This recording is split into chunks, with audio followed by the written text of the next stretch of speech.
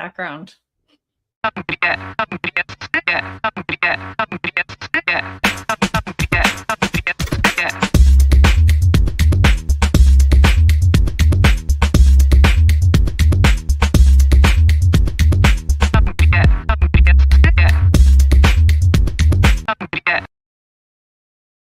Stephanie, welcome back.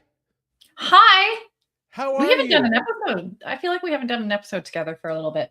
We had some Mondays where so Stephanie and I do every Monday live, and we've had a few You've been out, and then we had a few Mondays where we had a guest cancel last minute, and we just decided not to go live. So yeah, I was out taking in the sun in Florida for like the 2 minutes that we actually got to go outside. So that was nice. Was it nice outside in Florida? It was really hot. Yeah, it was nice. But it was, I was at an event. And so it's like 8 a.m. till 8 a.m. till probably 8 p.m. was just stuff going on. So I didn't get a lot of chance to sit outside, but man, it was hot, or else my body. Did you come with your dad joke? Did you have enough time to build up a good dad joke? I've got a doozy for you today. I wanted to, but there was an emergency at my son's school, and there was a kidnapping. Ooh. And he woke up, but it was a problem for a little while. That went dark, and then not all of a sudden. That was so. That's what you've got to do. You've got it. Like, you can't go, I've got a dad joke. Do you want to hear it? You have to slide it in. Well, this one's obviously a dad joke. Okay. And it's also dark. So why doesn't the devil drink protein shakes? Oh, Jesus. Because there's no way in hell. There's no way in hell. All right, we're gonna start off. Whey, W-H-E-Y. Did that take a bit? It took you a bit to wrap your head around. I'm not that smart, right? Yeah, I'm not that bright either. It's amazing we have anybody listening. All right, what if the best thing you could do for your business, Stephanie, is make yourself unavailable? That is certainly the best thing I can do for mine. Brad Jacobs built XPO Logistics into a $1 billion operation by installing presidents into each business unit, then refusing their calls for 6 months. The forced silence broke the permission-seeking reflex and turned managers into owners. That's not delegation, that's designed absence. I like that phrase, designed absence. Today on How to Founder, we'll be we'll be talking about building businesses that run without you. I'm your host, and with me today is my lovely and could have been well-tanned co-host, Stephanie Hayes, but you didn't go out in the sun in Florida. I tried. Our guest today is Joe Rockey. He's a serial entrepreneur who's built 29 businesses with 25 now operating independently of him. He's the founder of Elite Business Conversations and author of Casino Sales Master, bringing relationship-driven sales philosophy and autopilot business design to founders tired of being the bottleneck. Joe, look at that. He has a backdrop and he's frozen. So you froze for a second pointing at your book. That's actually really great product placement. He's doing the same thing with the podcast. He's making himself unavailable for the podcast. And we're gonna it's your own dog food, right? Yeah, eating your own dog food. All right, so Joe, you built 25 that run without you. Most founders can't extract themselves from one. What do you do differently in the first 90 days that makes this even possible? Joe? Sorry, you cut out on me there. Most founders can't what? Most founders can't extract themselves from their business. So how do you do things differently? Yeah, so for me, it all starts with breaking it down into smaller parts. And every business overall, in my opinion, is the sum of only two questions. What is the business's relationship with the clients/prospects? And what is the business's relationship with the employees? The predominant way of solving this is solving those two problems. So at the end of the day, everything I do comes back to a relationship in its essence. So what your example that you gave here at the top of the show of installing managers and then not talking to them is the example of forcing an expectation of a relationship, that you have to do this yourself without doing it. Now, I don't go that extreme intentionally. What I do is the way that we structure every position is based upon a do or die mentality. I have been in myself in a commission-based lifestyle since I was 16 years old. And I believe that every position should be that, regardless of what it is. So as a business owner, as hiring employees, you need to know what this position is supposed to accomplish, right? And then you just basically reverse engineer, how much should we pay you for doing this? And then there is no salary in my world. There is no hourly rates. None of that exists in my companies. It's do this, get paid this. And then you know very clearly what the position is, what you're going to be getting out of it as the business, and you build the relationship there. And it's amazing how much easier it is to do the hiring process when that is your compensation method. So that's one of the big secrets that I like to lead off with, because if you just implement that into your world, your entire business changes. Yeah. So you're saying every employee expense. I apologize, Anthony. Your mouth moved, but I didn't hear it. Stephanie, am I coming through okay? Yeah, you're okay. I think it's Joe that's got a delay. Joe, I think there's a delay on your side. So I'll talk more slowly.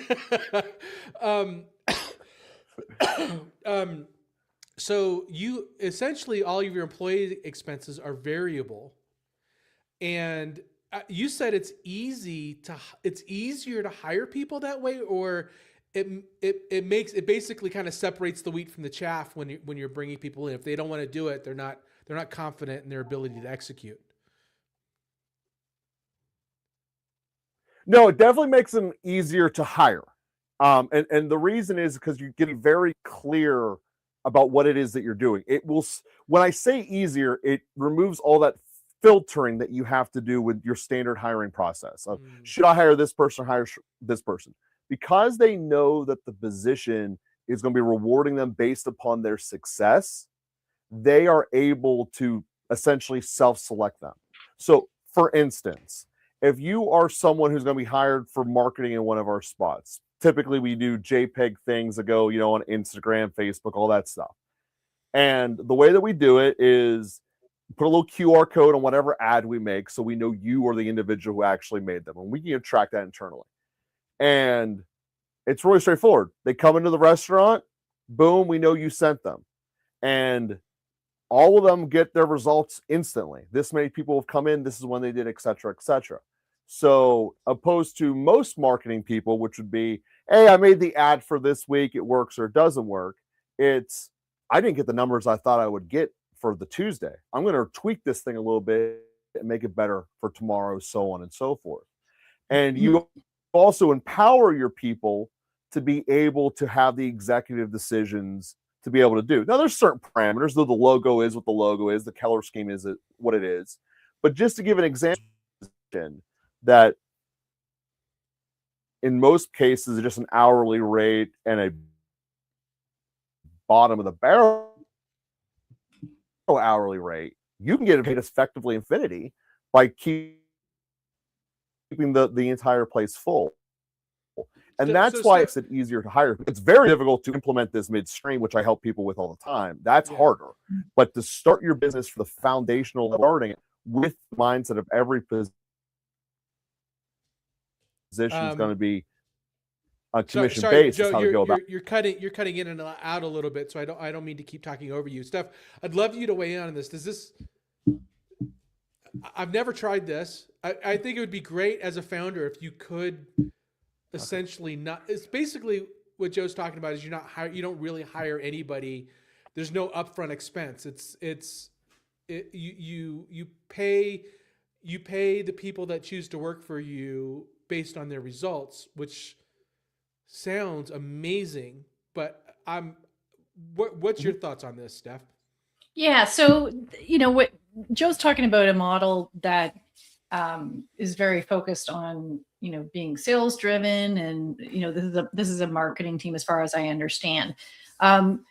And so you can do that because there's a correlation between it's almost like having an affiliate model in a way, and you've got like marginal identifiable income. If I can offer another example that's a little bit similar in terms of kind of the principle that we're going for, we the very first consulting company that I started up, we had a team of maybe 15 consultants, and the way that we structured the model was that they were all contract resources, and they got paid basically just on what we got paid, right? So they would have a percentage model of all of the work. So we had no overhead other than systems and stuff that we had to pay for to operate the business, which was very, very minimal, and any marketing expense, etc. But we had a model where we had consultative selling, and we had and everybody sort of ate what they kill, right? And then there was an incentive model to be able to enable them to do more and take more of a leadership perspective. So in that regard, like the model sounded good, but what was really interesting was the behavior that it actually caused to have happen, which was sort of the reverse of what we were anticipating. And so I think the model on paper looks good. The realities of the humans that are inside of the roles was actually quite different than what we had anticipated as an outcome. And so I think there's a conversation to be had about the realities of managing and motivating and setting up incentive structures inside of an organization like that enables you to eventually step out of and get to almost just an operator role, and then eventually be able to just be the puppet master, right? So I think that I'm starting to see that this would work for all roles in the company, but maybe it could. So Joe, it does. So tell me the weirdest role that, like I'm thinking like somebody they're the janitor, right? Like you can't pay a janitor that way. Well, I guess either the floor you do for janitors, not, right? Yeah.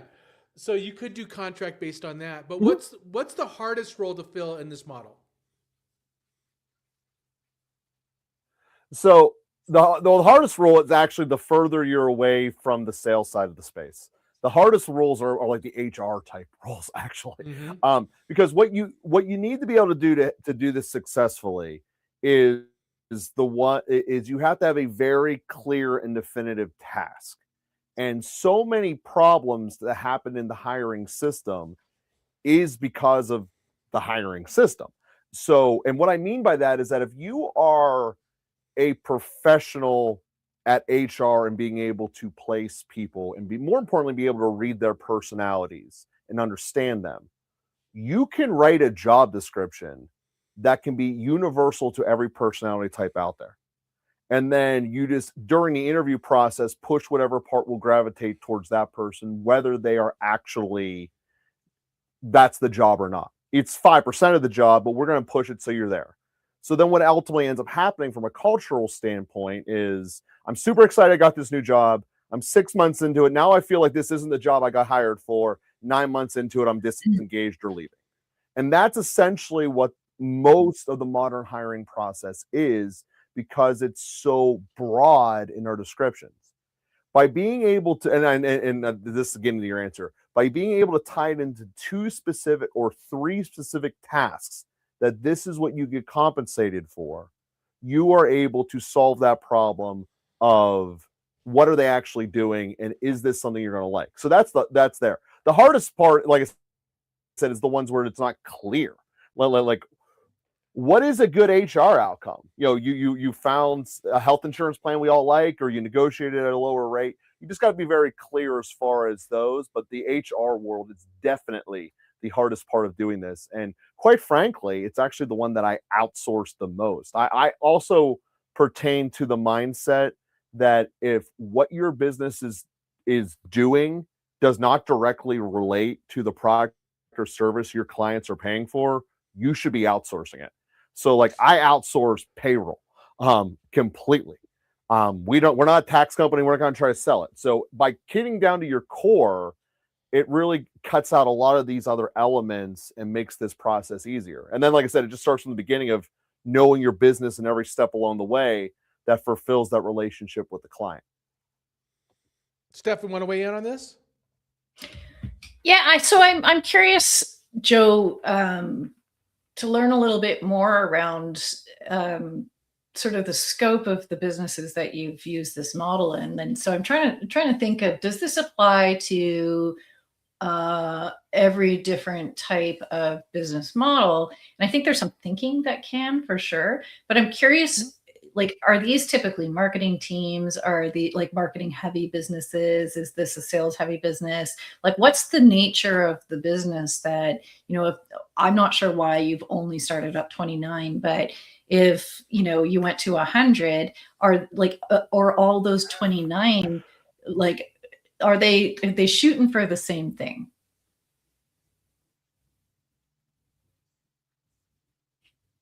No, they're across the board in what they do. A lot of them do feed into each other, but they all are different. Like, for instance, the 4 that I have active right now, I have my sales course that I am actively involved in because I got to teach people and do the actual coursework with them for our annual sit down and our mastermind. Most of it is outsourced or I'm not involved in because I've already pre-recorded the content, but that's one of them.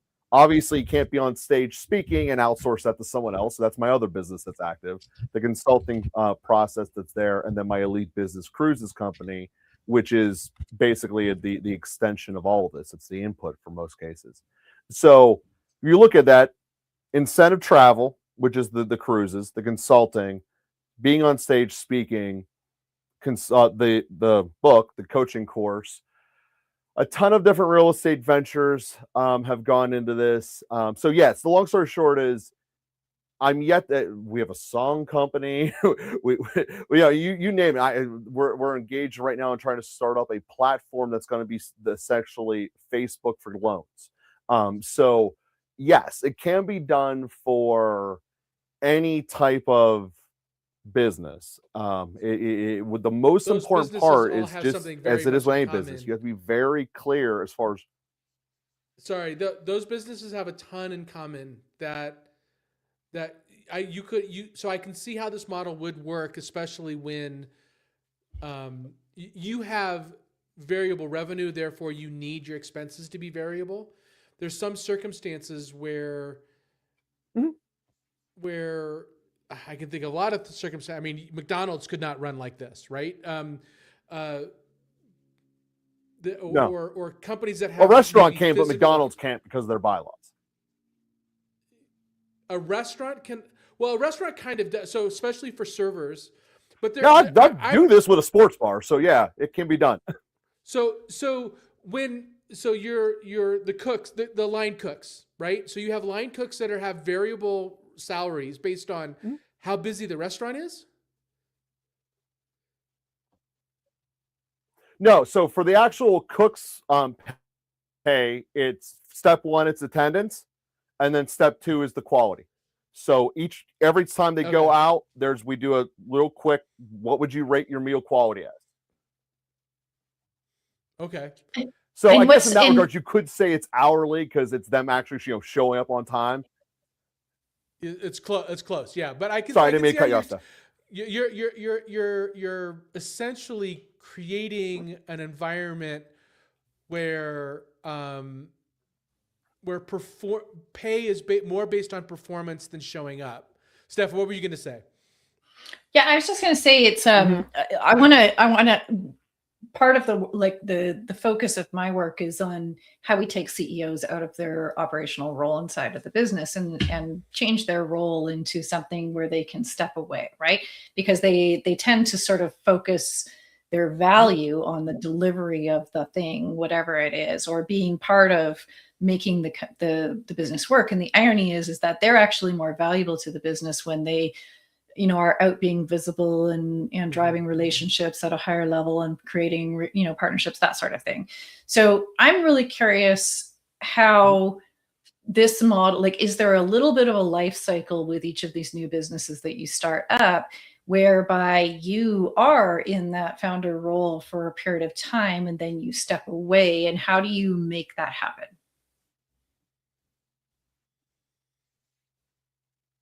So yeah, the answer is yes, because normally I want to build something new, and there's not like a predetermined timeline that we're going to do this. It just, that's how I am. I see a new problem that I want to solve, and I build a business to solve it.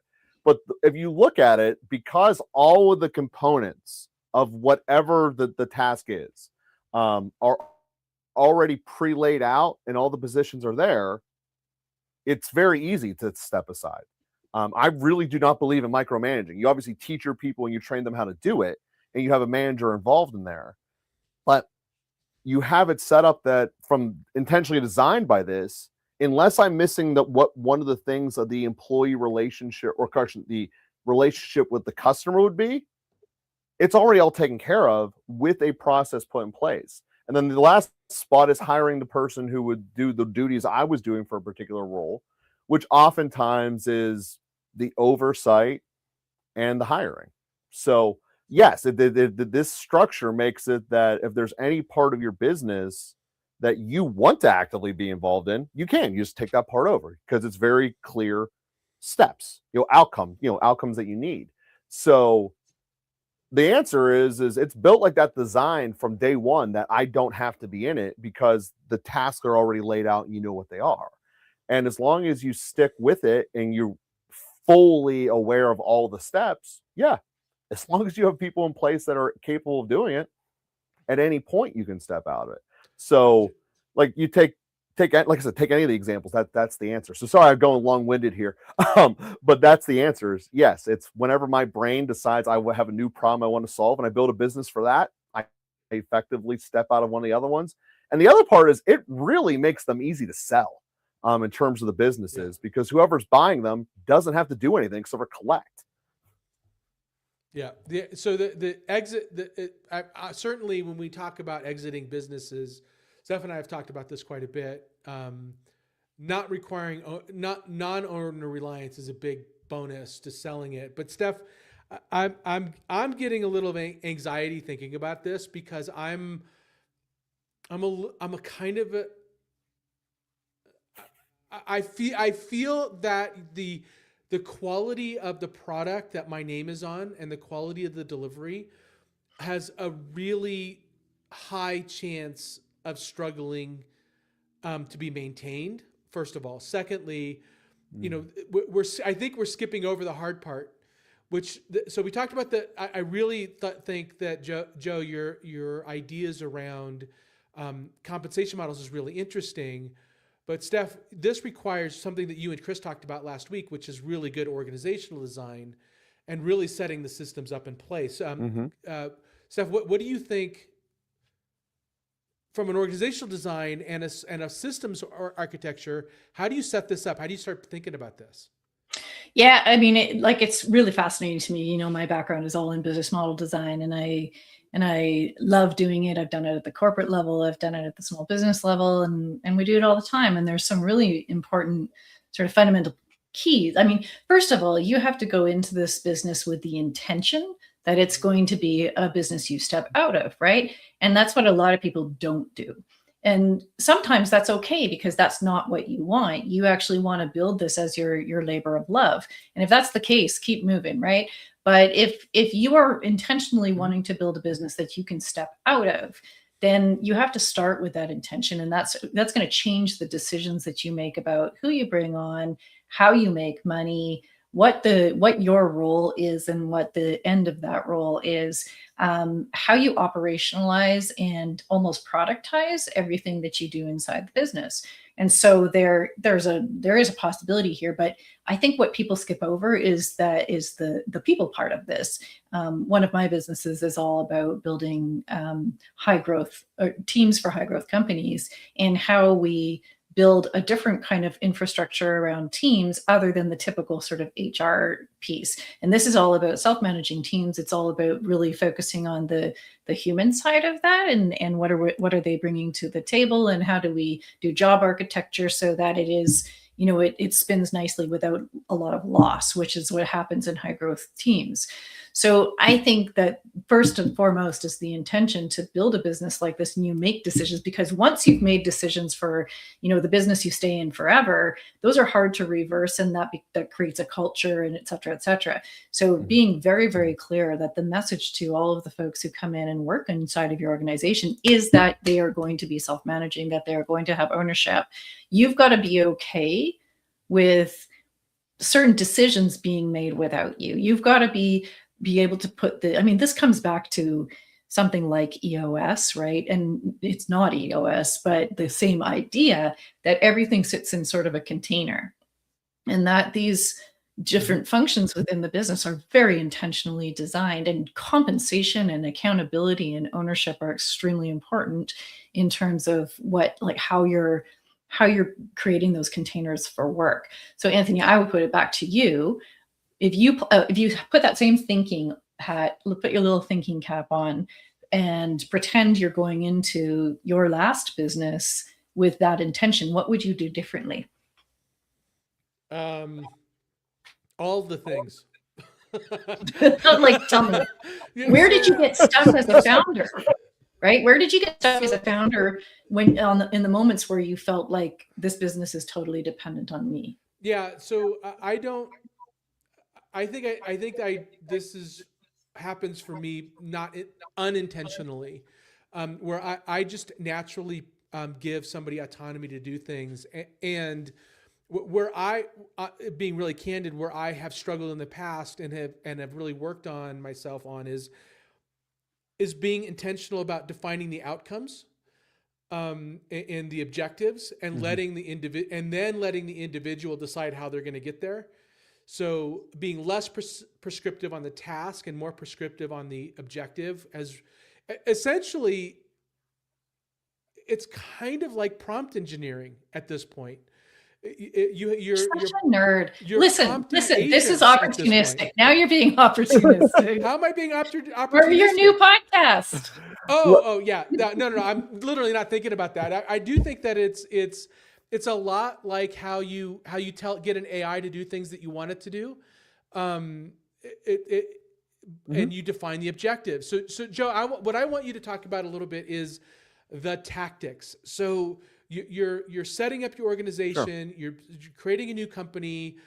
What is how does it manifest? How do the job requirements and the day-to-day tasks actually manifest in a to-do list, or in a job description, or in here's the objective? How are you measuring this, and how often are you measuring it? So let me give you an example that's even going to be harder mode, because this was a client that already had an existing company with all the stuff that Stephanie said that, was already there. And it's actually one that people will be able to visualize pretty easy, because he owns a hotel. Most people have been in a hotel before. And to specifically answer this for two areas, the problem he was experiencing was that he was in a travel area with a lot of different hotels there. And the long story short was that he was in a price war for his cleaners, and he didn't want to keep having to raise the prices nonstop for essentially the same kind of cleanish, kind of dirtyish rooms that he was getting out of there.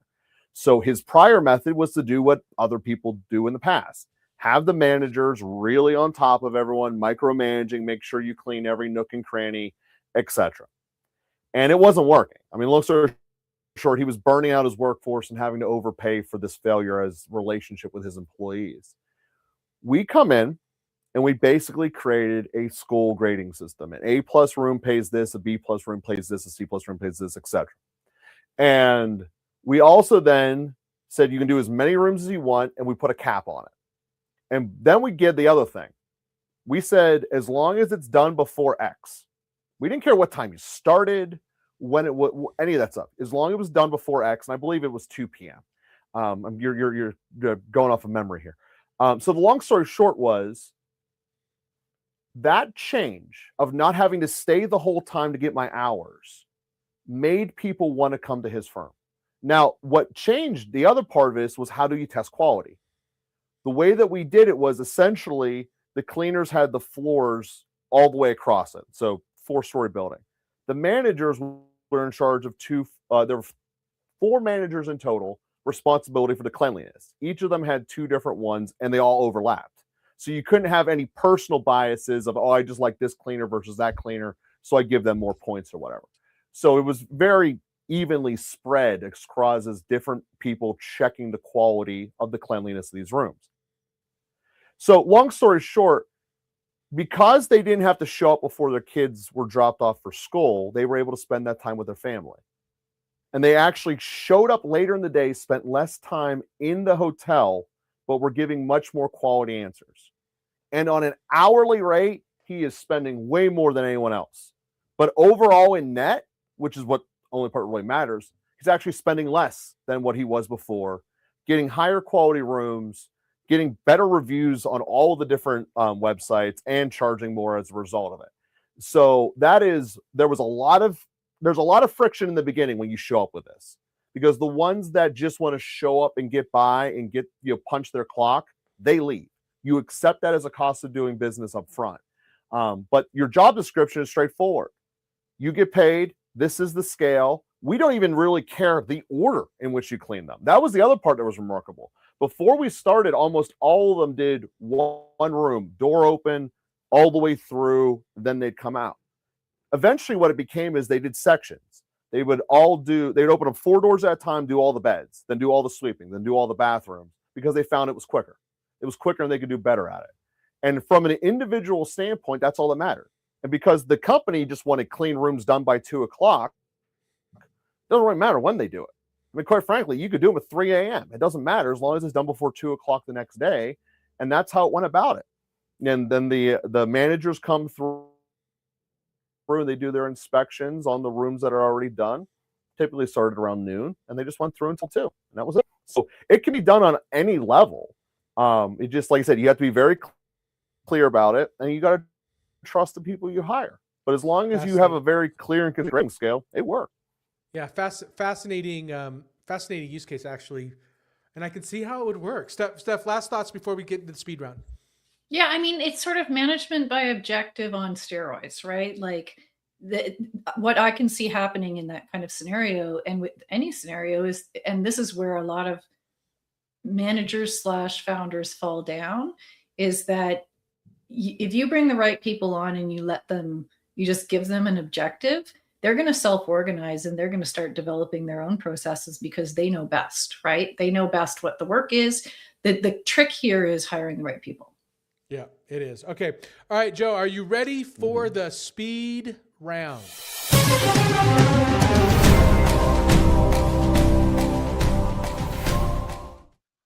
All right. What percentage of decisions in your business should require founder approval?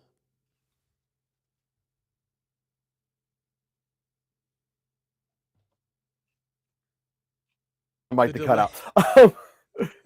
The speed round is really hard with the tech delay.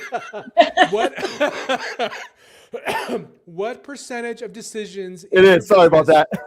Yeah. What percentage of your decisions in your business should require founder approval?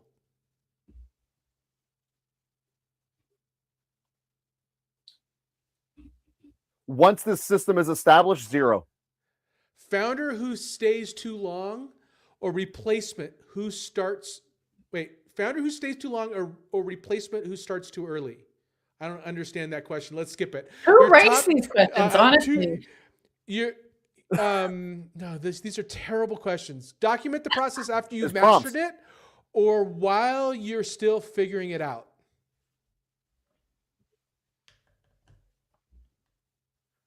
Before you even start, you should know what you want the relationship with your client to be before you start. So neither of those 2 options. Okay, turn. So how often? This is. I think this is gonna be easy for you. Turn off Slack for a week and force async decision making, or do you leave Slack on? I don't do Slack. Okay.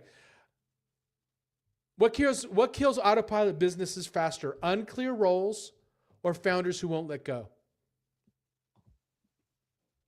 Both, but it's both. But not having your objectives set create failure for every single thing. If you can't do that, you can't do anything I discussed. All right, very cool. So it's deep dive resources.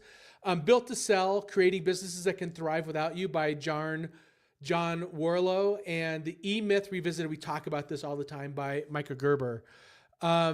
This was actually really fascinating conversation, Joe. Where can everybody find out more about you? Yeah, I mean, like I said, Elite Business Conversations is the consulting site. Elite Business Cruises is where we really get into incentivizing people to get whatever event you want. So I mentioned in the story there about the hotel that there's a lot of employees that just aren't engaged. And we created this Elite Business Cruises as a shortcut. No matter what their motivational force is, they will become involved. And it doesn't matter what the position is as well. We can help implement this as a starting step into your world, into your business, regardless of where you're at right now and when you started. Very cool. Stephanie, why don't you bring us to a close? All right. Thank you so much for being with us today. As always, we are so appreciative of all our listeners and everyone who engages. Please make sure to visit us at howtofounder.com, where you can connect with us on LinkedIn and subscribe to our YouTube, Apple Podcast, and Spotify channels. Remember, you are the pioneer of economic prosperity, and we are so grateful to be with you all along the way. Thank you, everybody.